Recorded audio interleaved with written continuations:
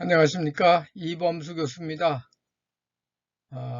포스트 휴먼 시대의 삶과 죽음이라는 주제를 가지고 약 40여 분 동안 같이 나누어 보도록 하겠습니다. 요즘 들어 포스트 휴먼이라는 그러한 단어가 우리 주변에서 또 우리 사회에서 점차 회자되는 그러한 일들이 빈번해지고 있습니다. 그래서 포스트 휴먼이라는 것은 과연 무엇인지, 또 어떤 존재인지, 또 앞으로 또 그 포스트 휴먼의 삶과 또 그리고 그 종말이라는 것이 어떤 것인지 한번 우리가 알아보도록 하겠습니다. 포스트 휴먼의 탄생은 1967년 12월 3일 세계 최초로 남아프리카 공화국의 흉부외과 의사인 크리스찬 네이틀링 버나드 박사가 인간의 심장 이식 수술을 성공적으로 끝낸 그러한 사건에서부터 우리는 생각해 봐야 되겠습니다. 이 수술은 무려 30여 명의 의료진이 참가했으며 수술 시간만 9시간이 걸렸습니다. 그리고 인공 심폐기의 발명에 힘입어 1950년대에는 신장 이식 수술이 이루어졌고 1960년대에는 간 이식 수술에 성공한 이후 1967년에 가슴을 열고 심장을 드러내는, 그리고 다시 다른 사람의 심장을 넣어서 사람을 되살린 그러한 시대를 연 것입니다. 그 당시에는 심장이 멎게 되면 사람이 죽었다라고 그렇게 판정하던 그러한 시기였습니다. 그러한 시기에 심장 이식 수술은 심장은 일단 멈추고 놓고 그 다음에 그 심장을 떼어내고 그리고 다시 다른 심장으로 그것을 살려놓은 그러한 사건이기 때문에 매우 혁명적인 그러한 일이라고 볼 수 있습니다. 이러한 수술은 포스트 휴먼의 전 단계인 트랜스 휴먼이 본격적으로 이루어지는 그러한 사건이 벌어졌으며 이후 포스트 휴먼으로 발전되는 그러한 포스트 휴먼의 탄생을 얘기한 그러한 사건으로 볼 수 있습니다. 인간은 원래 서양 신학에서는 신의 자식이기 때문에 그래서 매우 성령스러운 성령을 가지고 있는 그러한 존재라고 우리는 생각을 했습니다. 그래서 그러한 신의 자식인 인간의 몸도 어떻게 보면 신의 영역이기 때문에 그러한 인간의 몸을 열고 그것을 들여다본다는 것은 어떻게 보면 매우 불경스러운 그러한 일이라고 볼 수 있었습니다. 그러나 점차 인간의 이성이 발달되고 또 과학이 발달되면서 인간들은 호기심을 뭔가 작동시키고 또 그것을 만족시키기 위해서 그래서 드디어는 인간의 몸을 열고 또 인간의 몸의 장기들을 마치 레고 블록 다루듯이 모듈화 하여서 보기 시작을 하였습니다. 이렇게 인간의 몸을 자신의 다른 인간이 배를 갈라서 장기를 모듈화해서 보기 시작하는 순간에 인간에게는 인간의 개조의 꿈이 인간 사회에 뿌리 내리기 시작한 것입니다. 그들의 이러한 모험은 오래전부터 죽은 인간의 몸에서 출발해서 이제는 엄청난 발전을 이루고 인간의 문화에 엄청난 영향을 지금 주고 있습니다. 그래서 시대가 우리가 사는 시대가 상징하는 그러한 삶과 죽음의 문화는 그 사회가 내걸고 있는 가치 체계와 전략이 그대로 드러나는 것입니다. 이렇게 과학과 산업이 발달되면서 또 인간의 이성이 점점 발달되면서 그러면서 이러한 그들이 예전과 다른 그러한 가치 체계를 가지고 그리고 인간의 몸을 탐구하기 시작한 그러한 것들은 그때까지의 자연 생명체로서의 인간에 대한 개념을 이제는 다른 방식으로 인간을 이해하기 시작하는 그러한 변화를 급격히 갖게 되었습니다. 그래서 어차피 인간은 태어나면 또 유한한 생명을 마감해야 되는 그러한 존재입니다. 그래서 인간에게는 죽음이라는 그러한 그 일은 결국엔 삶의 마무리, 삶의 마지막 단계이므로 그러한 죽음을 맞이하는 인간은 자신의 생물학적인 한계를 항상 염두에 두고 그리고 자신의 존재에 대한 실상과 미래의 운명을 항상 가늠합니다. 인간이 죽음을 인식함으로써 숙명을 보는 관점이 정리되었음은 다른 생물들, 가령 개라든가 고양이라든가 이런 것들하고는 구별되는 그러한 실존적 삶을 살아갈 수 있다는 그러한 가능성을 의미합니다. 그래서 이러한 한계를 가진 우리의 인간의 생명, 인간의 수명, 그래서 그러한 수명 내에서 인간들은 어떻게 해서든지 잘 살아남으려고 노력을 하고 그러한 잘 살아남을 수 있는 그러한 지혜들을 우리가 죽음을 통해서 후대에 전승하는 그러한 문화 체계를 우리 인간은 갖게 되었습니다. 그래서 선대로부터 전수받은 그러한 지혜를 잘 계속 갈무리해서 그렇게 해서 전승하는 그러한 일들은 인간에게는 매우 아주 중대한 일로 그렇게 자리 잡고 있고 또 이렇게 사진에서 보듯이 무덤 앞에서 후손들이 할아버지가 아들들을 데리고 또 손자들을 데리고 이렇게 이러한 의례를 치르는 것은 그러한 생명이 이러한 의식을 통해서 전달되는 그러한 문화 체계를 인간들 사이에서는 자리 잡게 되었습니다. 트랜스휴먼과 포스트휴먼에 대해서 이제부터 설명드리도록 하겠습니다. 인간은 기술과 과학을 활용하여 결핍 상태에서 벗어나 불행과 질병을 극복하거나 치유하는 복지를 구현하기에 이르렀습니다. 그러한 과정에서 늙고 병들고 죽는 생물학적 조건을 초월하기 시작한 인간을 우리는 트랜스휴먼이라고 부르기 시작했고 또 더 나아가서 포스트 휴먼으로의 진화를 선언하게 그렇게 되었습니다. 이것들은 인간의 이성을 발판으로 과학과 기술을 발전시킨 근대 휴머니즘을 엿볼 수 있습니다. 트랜스휴먼은 현재 인류를 증강함으로써 임파워링함으로써 포스트 휴먼이 되어가는 과정에 있는 존재라고 볼 수 있습니다.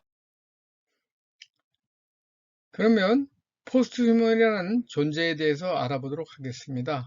포스트휴먼 시대에 도달하는 한 가지 분명한 방식은 기술을 통해 인간의 능력을 급격하게 향상하게 하는 것입니다. 인간의 향상이란 다양한 기술공학적 수단을 통해 인간의 인지적, 정서적, 신체적 능력을 통상적 범위를 넘어서는 수준까지 향상시키는 것입니다.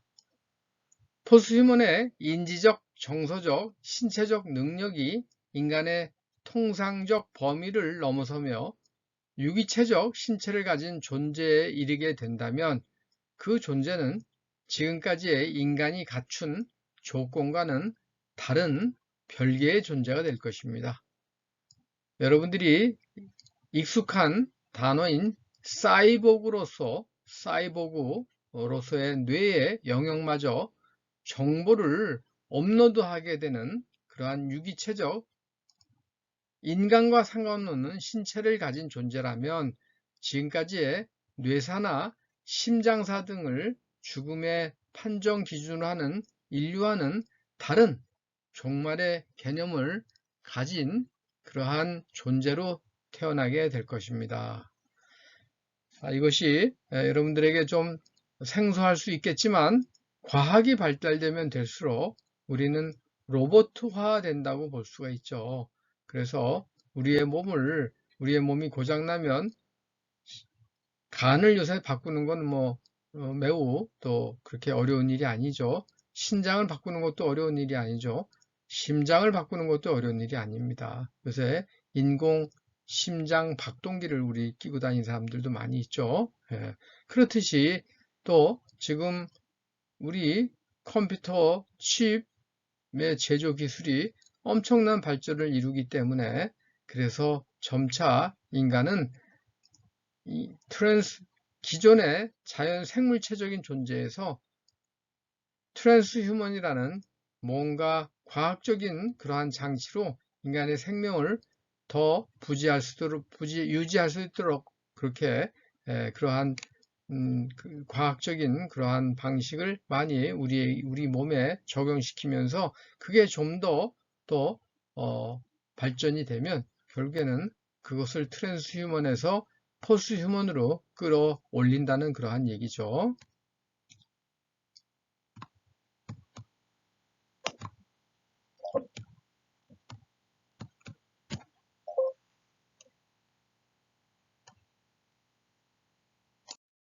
그래서 포스트휴먼이 갖게 될 유기체적 특성이라는 것은 포스트휴먼은 정체되어 있거나 고정되어 있는 그러한 특정한 상태를 지향하는 것이 아니라 자신의 상태를 새로운 기술에 의거하여 끝없이 변화시키는 그러한 생존 방식을 취할 것이라고 합니다. 인간하고 똑같죠?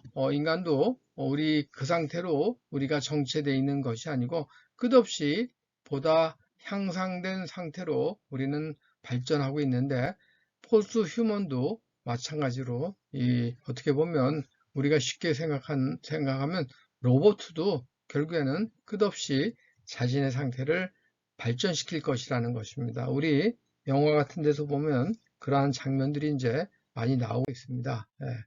그래서 포스트휴먼은 자신의 그러한 상태를 계속 발전시키면서 어떤 포스트휴먼이라는 그러한 도약된 존재로서 우리 인간과 공존하게 되는 상태까지 이르게 될 것이라고 로지 브라이도티는 예언하고 있습니다. 그래서 또한 포스트휴먼은 인간보다 오히려 더 앞서서 포스트휴먼이 죽음을 극복하게 된 그러한 시점까지 올라갈 수 있다라고 그렇게 얘기를 합니다. 그래서 포스트휴먼은 질적인 비약을 완성하는 시점이 오게 되면 인간과 동등한 존엄을 논의할 수 있는 상태를 넘어설게 될 것이라고 예상합니다. 매우 당황스러운 그러한 지점까지 그들은 발전할 것이라고 지금 예언하고 있는 것입니다.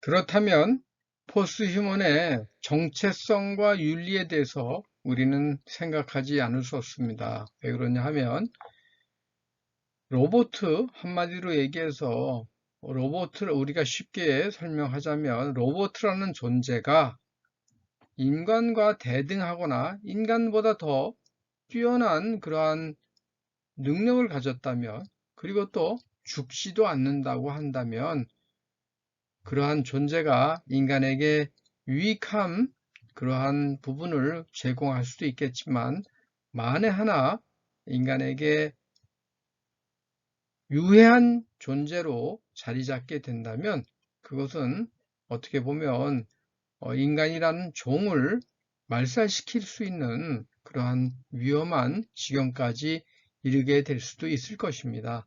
우리가 가끔 요즘 나오는 그러한 영화들을 보면 그러한 것들을 예상해서 아니면 미리 상상해서 그러한 상황을 가지고 우리 영화를 많이 지금 제작하고 있는 것을 볼 수 있습니다. 그래서 포스트휴먼에게 그러면 우리가 무작정 그러한 트랜스휴먼을 그 다음에 포스트휴먼을 발전시켜서 그래서 무작정 발전시키는 것이 당분간에는 인간에게 유익할 것 같지만 그렇게 커다란 그러한 슈퍼지능과 또 죽지 않는 그러한 기계장치들, 그러한 것들이 만약에 우리 주변에 유해한 존재로 있게 된다면 그것은 크게 우려할 바가 라고 생각할 수 있습니다. 그래서 포스트휴먼에게도 이제부터는 윤리라는 그러한 것들을 부여해야 되는 초기 단계에서부터 부여해야 되는 그러한 것들이 아닌가라는 그러한 우려의 목소리들이 이제 벌써부터 나오고 있는 것이죠. 그래서 예전부터 우리 인간은 동물보다 전혀 다른 그러한 능력을 가지고 있기 때문에 그래서 그러한 능력들을 시시각각 발전되는 능력들을 통제할 수 있는 또 막 가지 않는 그러한 능력들을 막 사용하지 않는 그러한 것들을 부여한 것이 바로 윤리죠, 윤리. 그래서 그러한 문명인으로서는 분명하게 자신의 능력을 제어해 가면서 쓸 수 있는 그러한 장치들이 필요하다는 것이 그런 것이 인간들에게는 기본적인 그러한 선함에서 나오는 그러한 논의들 또 그러한 어떻게 보면 그러한 현실에서의 다른 존재들하고의 공존할 수 있는 그러한 밑바탕을 그렇게 만들어 놓은 겁니다. 그런데 인간은 여전히 욕망하는 존재이고 또 이로움을 밝히는 존재입니다. 그래서 암만 그러한 윤리적인 그러한 장치들이 인간을 제어한다고 해도 욕망하는 마음을 완벽하게 제어할 수는 없는 것이죠. 또 그래서 비도덕적 세계관을 가진 그러한 사람들이 계속해서 인간 사회에 나올 것이죠. 히틀러도 그러한 사람들이고 또 전쟁을 일으키거나 또 다른 생명들을 또 학대하는 그러한 사람들이 이 세상에 얼마든지 있지 않습니까? 그래서 이렇게 초연결 포스트휴먼 시대에는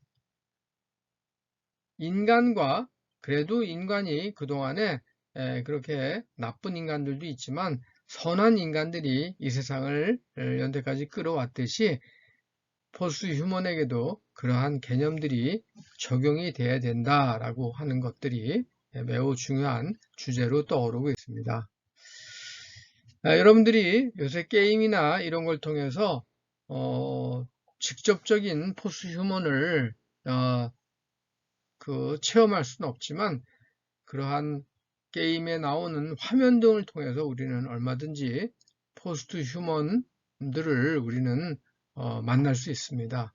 그럴 때에 잔인하게 그러한 게임상에서도 아니면 만화나 이런 데서도 잔인하게 타 존재들을 학대하거나 또 살해하거나 또 대량 학살을 불러일으키거나 이러한 것들은 결국에는 지금 우리가 논의하는 포스트 휴먼하고 에 대한 우려를 그에 대비한다고 해도 그렇게 과언이 아닙니다. 예.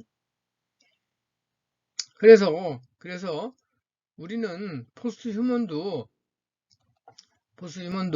어느 정도 그러한 통제를 할 수 있는 그러한 부분에 좀 더 초점을 두고 포스트 휴먼에 대한 발전적 그러한 단계에 대해서 우리가 관여해야 되지 않을까 이러한 논의들을 지금 해보고 있는 것입니다. 결국에는 생체와 자율 로봇 역시 우리가 포스트 휴먼이나 또 트랜스 휴먼을 개발을 할 때에 그때에 그러한 로봇이 혹시 망가지거나 아니면 또 부서지거나 또 완전히 못 쓰게 되면 그것은 또 손해가 또 일어날 수 있는 거죠. 그러니까 그런 것들이 손상되지 않는 그러한 상황을 우리는 항상 또 그런 트랜스휴먼이나 포스트휴먼을 개발할 때 우리는 또 거기다가 그러한 그 개념들을 부여할 수밖에 없게 되겠죠. 그죠? 그러니까 그러한 쉽게 설명하자면 로봇 같은 것들이 자신이 위험에 처하지 않도록 자신의 안전을 생각할 수 있도록 그러한 개념들을 트랜스휴먼이나 포스트휴먼에도 이제 거기다 부여하게 되겠죠. 또 인간에게는 그러한 작용을 하는 것들이 죽음에 대한 불안과 공포 이런 것들이 우리를 위험한 상황에 우리를 거기에 밀어넣지 않도록 해서 우리에게 경고 신호를 보내게 돼 있지 않습니까? 또 우리가 또 우리 신체적으로 느끼는 통증 이런 것들도 우리에게 위험한 상황에 가면 아프게 만들어서 그것을 피할 수 있도록 이렇게 만들어 놓은 것과 또 다름이 없습니다. 그래서 로봇도 마찬가지로 포스트휴먼도 마찬가지로 그러한 존재가 무언가 위험 신호를 아니면 하지 말아야 될 것을 느껴야 되는 그러한 것들을 느끼게 해줘야 되는데 여러분들이 아시다시피 로봇이 통증을 느낀다 그런 생각을 해보신 적 없으실 겁니다. 그러니까 결국에는 생명체와 우리 같은 인간의 지금 우리 인간 같은 인간의 생명체와 또 초지능으로 대표되는 자율 로봇의 기본적 차이는 사고 능력이나 감정 혹은 의지이기보다는 우선은 통증에 있는 것이라고 볼 수 있습니다. 우리는 인간이 어떤 위험한 상태에 도달하게 되면 자신도 모르게 거기에 반응하게 되죠. 그래서 우리는 우리 뇌에 파충류의 뇌가 있다고 그러죠. 그래서 파충류의 뇌는 우리에게 호흡으로 위험, 안전 이거에 아주 즉각 반응하도록 이렇게 돼 있죠. 그러니까 로봇에게는 그런 의도적으로 그러한 시스템을 넣지 않는 한은 로봇은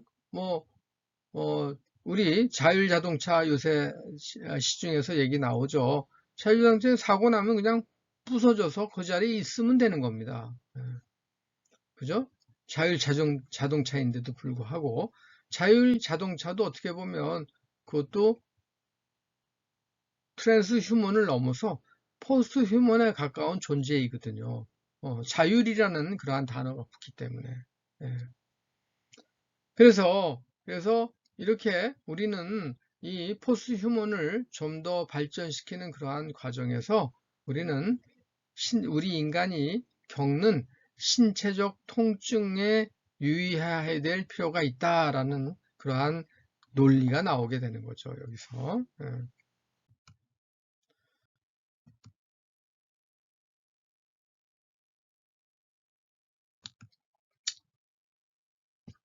그런데 이 로봇은 점점 시간이 가면 갈수록 과학이 발달될수록 포스휴먼이 가진 그러한 능력, 이성, 생각하는 거, 사유하는 거 이런 것들은 엄청나게 발전할 거라고 지금 예측을 하고 있습니다. 그래서 우리가 요즘 많이 얘기들 하는 거 있죠? AI, 인공지능이라고 하죠, AI. 예, 그죠? Artificial Intelligence. 그런데 여러분들 지금 벌써 인공지능 얼마나 많이 겪고 있습니까? 지금 여러분들이 사용하고 있는 스마트폰에도 벌써 인공지능이 있는 거예요. 그래서 여러분들이 어디를 검색을 한다, 아니면 무슨 뭐를 주로 쇼핑을 한다 그러면 벌써 얘네들이 벌써 그거에 대해서 거기에 인공지능에 그러한 그 시스템이 들어가 있어 가지고 자동적으로 그걸 안내하죠. 우선 그거부터 안내를 하죠. 벌써 5년 전, 10년 전의 컴퓨터하고 지금 다릅니다. 벌써 지능적이 되어 가고 있습니다. 앞으로 이런 것들이 10년, 20년이 지나면 여러분들이 지금 20대의 나이에서 40대, 50대가 되면 엄청나게 똑똑한 지능을 가진 로봇들이 여러분들의 주변에서 여러분들과 같이 생활할 수밖에 없습니다. 벌써 어떤 그 가게에 가면, 어떤 상점에 가면, 어떤 식당에 가면 지금 벌써 로봇가 와서 주문 받아가고 또 로봇가 배달해주고 그런 데도 있지 않습니까? 그러한 또 뉴스를 우리는 또 미디어에서 우리는 만날 수 있습니다. 그러니까 강한 슈퍼지능은 인간의 두뇌보다 속도에서 빠를 뿐 아니라 질적인 면에서도 인간을 초월해 더 영리해진 지능을 말합니다. 점점 이제 우려를 금할 수 없는 그러한 일들이 지금 우리 주변에서 일어나고 있습니다. 그래서 여러분들이 포스트휴먼에 대한 개념을 지금부터 머릿속에 가지고 계셔야 된다는 얘기죠. 그래서 그러한 강한 슈퍼지능은 신경망의 크기나 연결을 더욱 복잡하게 만들고 인지구조를 재구성해서 새로운 층위가 거기에 층이라는 게 차원을 얘기하는 거죠. 그러한 것들이 점점 차원이 달라질 경우에, 점점 차원이 높아질 경우에 우리가 알지 못하는, 우리가 예상하지 못하는 그러한 새로운 차원의 지능으로 발전될 거라는 거예요. 그게 저같이 나이 든 사람들은 그러한 것들을 아마 못 보고 저 세상으로 갈 가능성이 커요. 하지만 여러분들이 본격적으로 생활할 앞으로 30년, 여러분들 나이 그럼 50대입니다. 그죠?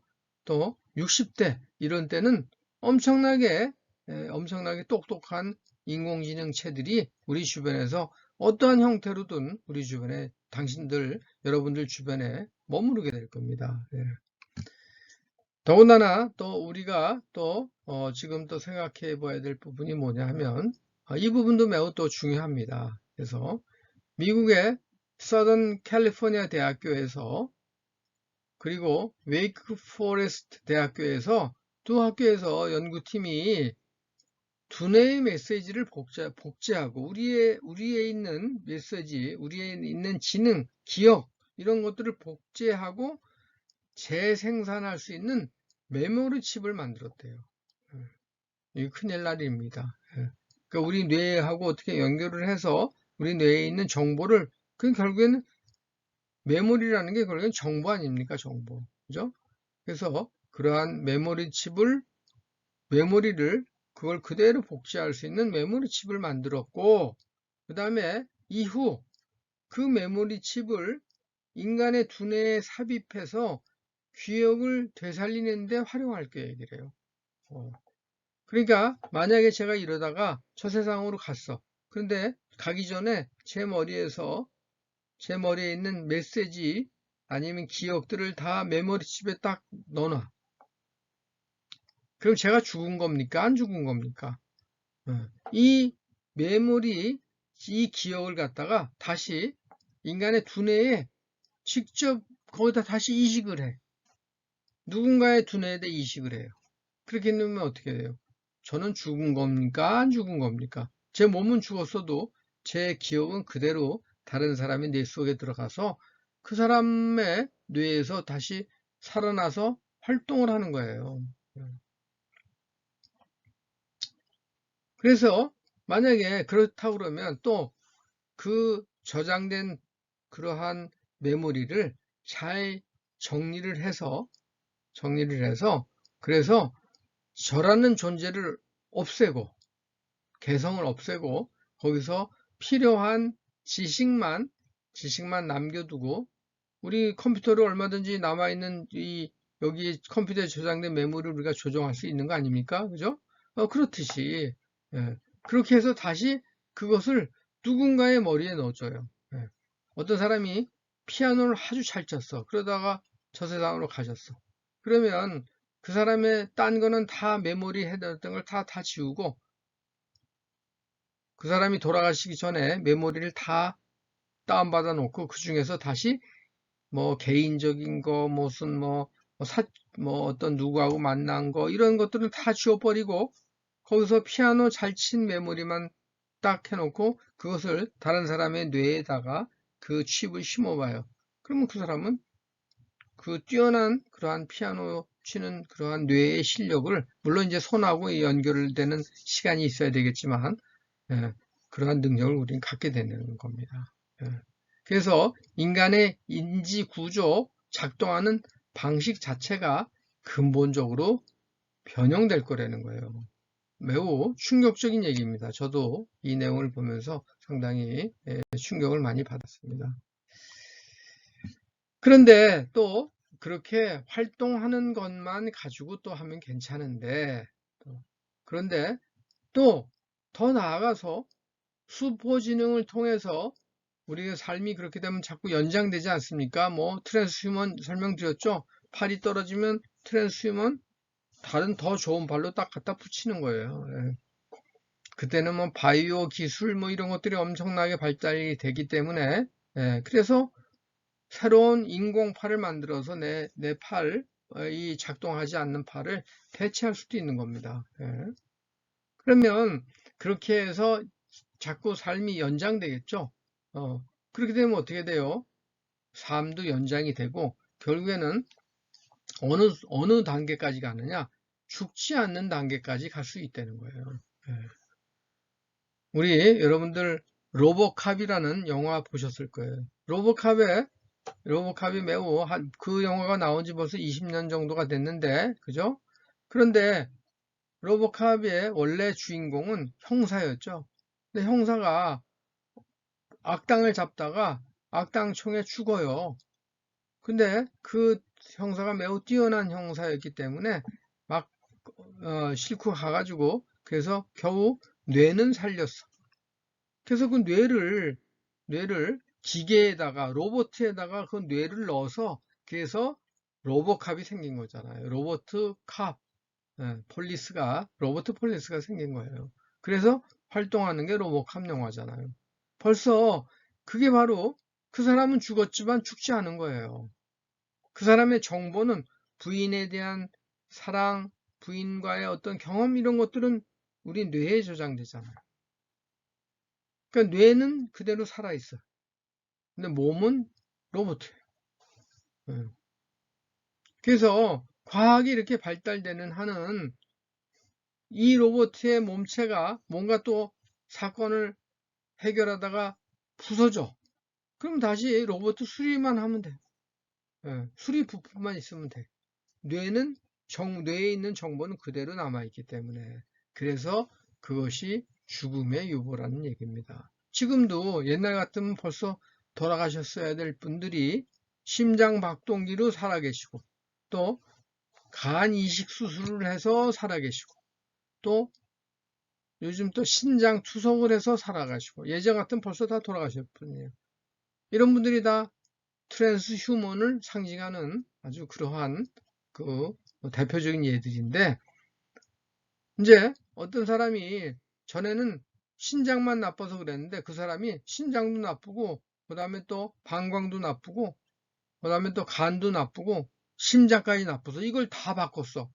그럼 이 사람이 뭐 사람입니까? 로봇입니까? 그 사람이 아닌 것 같기도 하고 그 사람인 것 같기도 하고 그렇겠죠? 예. 근데 그것을 다 또 우리 요새 또 줄기세포로 해가지고 또 새로 또 이제 장기도 또 새로 또 뭐 만들어내기 시작을 하죠. 지금. 예, 그것도 좀 윤리, 비윤리 때문에 지금 논란이 되고 있지만 사람의 장기의 줄기세포를 돼지에다가 이식해가지고 돼지가 그 줄기세포를 키운 것을 다시 사람 몸에 이식하는 그러한 그 일들이 지금 이제 벌어지고 있어요. 그러니까 여러분들이 우리의 몸을 대체한다는 장기는 무기물질뿐만이 아니고 유기물질로도 가능하다는 거예요. 유기물질이 바로 생물학적인 유기물질 아시죠? 그러니까 뭐 간, 이것도 우리 세포에서 일부를 빼가지고 그래서 그걸 갖다 배양을 해가지고 줄기세포에다가 연결시켜서 배양을 하면 그러면 새로운 간이 만들어지는데요. 그럼 어디 요즘은 간 이식 수술할 때 사람이 돌아가실 때 뇌가 돌아가시면 뇌가 멈추면 바로 심장이 살아있을 때 그걸 적출을 해가지고 이식 수술을 하잖아요. 그래서 이렇게 슈퍼지능이 출현하고 슈퍼지능 이 뇌도 또 그렇게 될 수 있다는 거예요. 뇌도. 그래서 이제껏 생명이 자연적으로 구성된 유기체를 기본 단위로 그렇게 인간이라는 존재를 그렇게 생각을 했는데 이제는 생명 연장이 기계의 도움 아래 기술적으로 실현이 돼. 과학에 의해서 우리는 생명 연장이 이제 실현되고 있어요. 그렇게 되면 무작정 늘어난 그러한 시간이 이제 우리에게 다가올 수 있어요. 지금도 예전에 평균 수명이 60살, 50살 뭐 그랬지 않습니까? 여러분들의 부모님 때나 할아버지 때는 평균 수명이 60세 정도도 안 됐어요. 근데 지금은 평균 수명이 몇 년이에요? 84살 그래요. 점점 1년에 1년씩 늘어난다고 그래요, 지금. 또 그걸 주장하는 또 과학자도 있어요. 지금 이 과학과 의학이 엄청나게 하는 바람에 1년의 평균 수명이 전 세계적으로 1년에 1년씩 늘어난다는 거예요. 뭐 1년에 1년씩은 아니더라도 엄청나게 늘어났죠. 60세에서 지금 84세니까 한 30살이 늘어난 거예요. 그러니까 적어도 1년에 0.5년씩 평균 수명이 늘어났다고 봐도 과언이 아니죠. 그래서 이렇게 무작정 오래 사는 인간도 그렇고 또 그 인간과 같이 존재하는 포스트 휴먼 그 인간이 나중에 자신의 삶이 이제 생물학적으로 더 이상 유지가 안 될 것 같으면 그렇게 지금 로보캅처럼 그러한 삶을 택할 수도 있단 말이에요.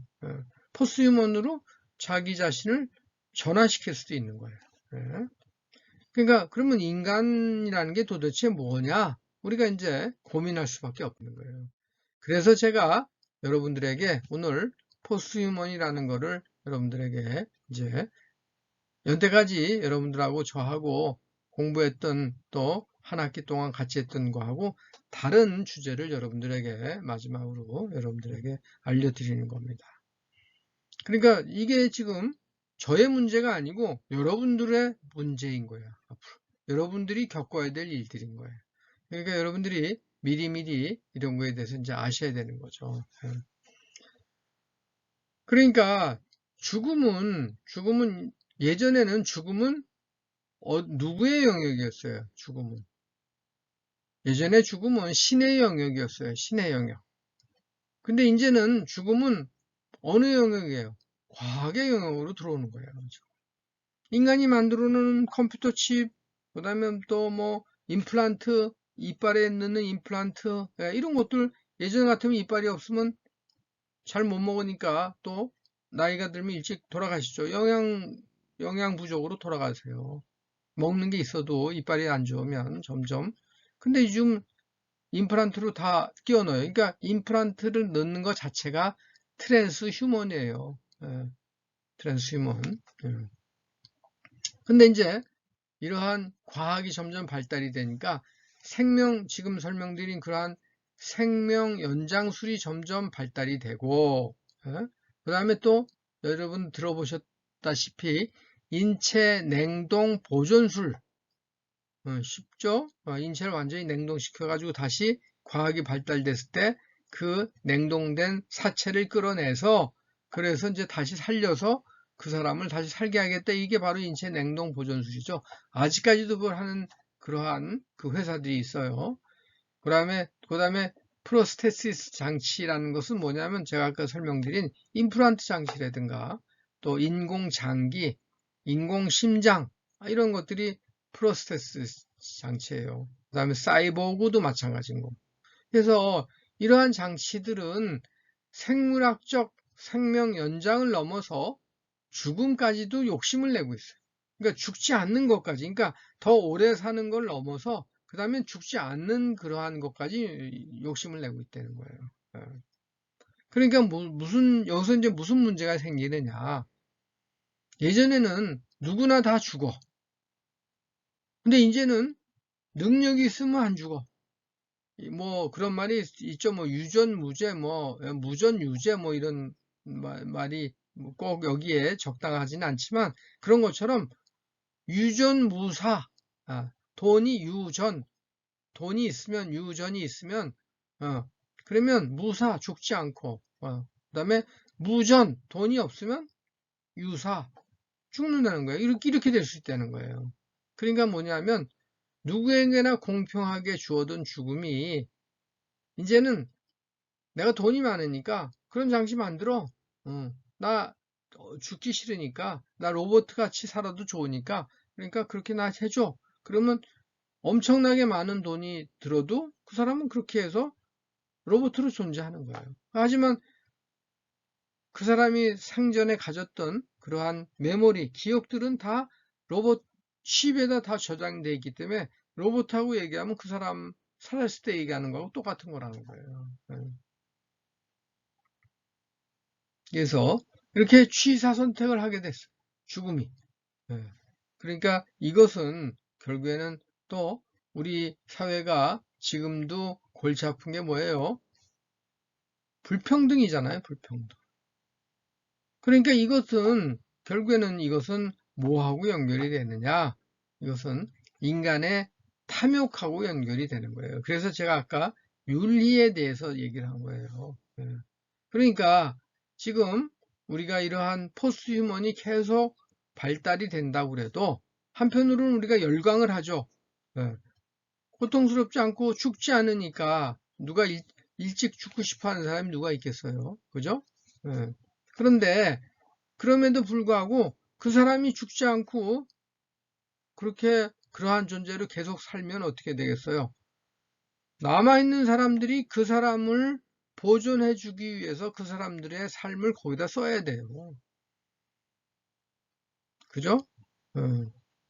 그것도 불평한 거예요. 그 사람은 어떤 경제적이나 어떤 능력이 있어가지고 죽지 않고 로보캅으로라도 그렇게 해서 존재하는 포스휴먼이 된다거나 아니면 그러다가 또 더 뛰어난 수포지능을 가진 그러한 포스휴먼으로 더 발전될 수도 있겠죠.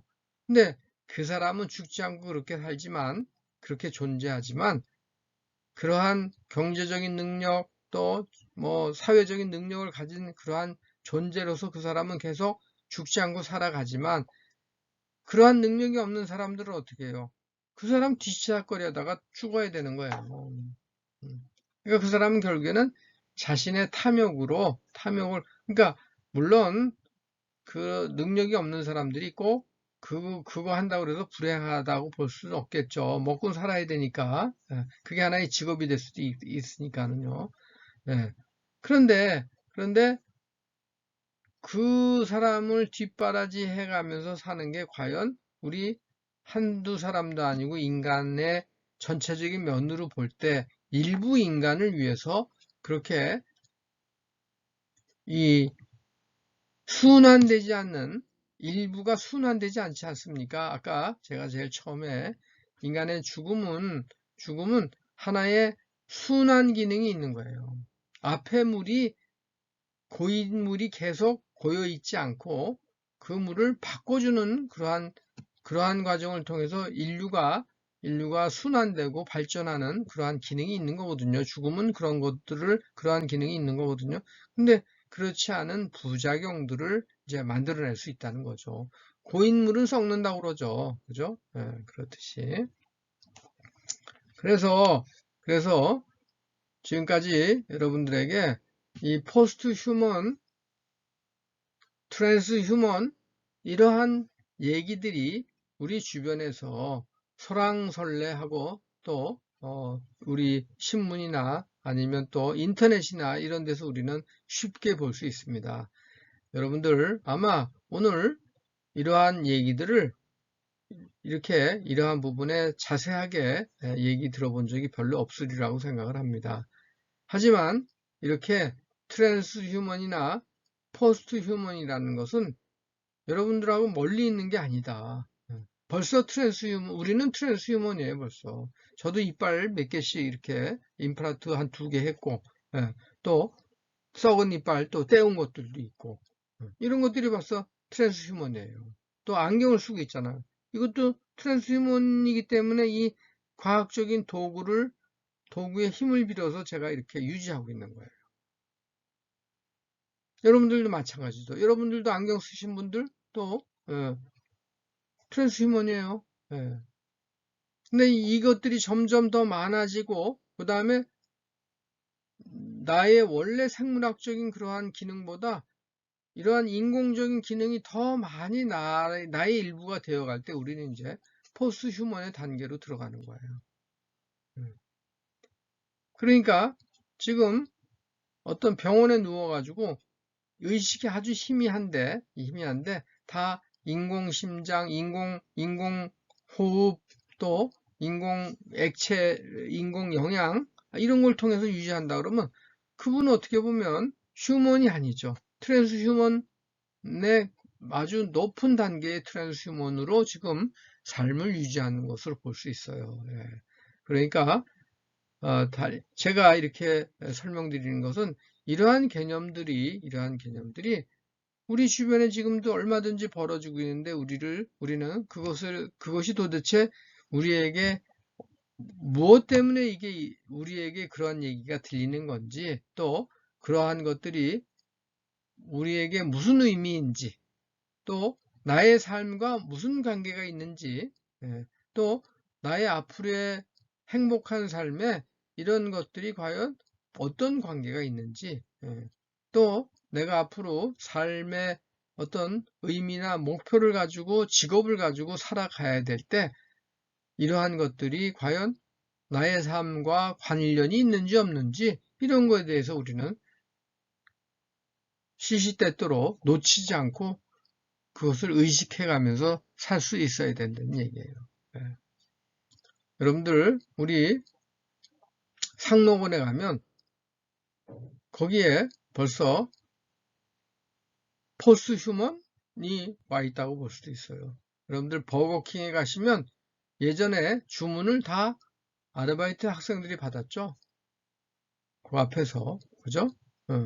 그런데 어떻게 해요? 지금 기계로 하잖아요. 그 기계가 바로 로봇이에요. 포스트 휴먼이에요. 그렇게 우리는 볼 수 있어요. 그래서 이제 우리의 삶에 트랜스 휴먼, 포스트 휴먼은 그렇게 낯선 존재가 아니다. 여러분들 또 잘 아셔서 여러분들의 삶에 또 도움이 될 수 있도록 그러한 개념이 그렇게 생각해 주시면 좋겠습니다. 네, 오늘 낯선 강의지만 또 열심히 들어줘서 감사합니다. 네, 수고했습니다.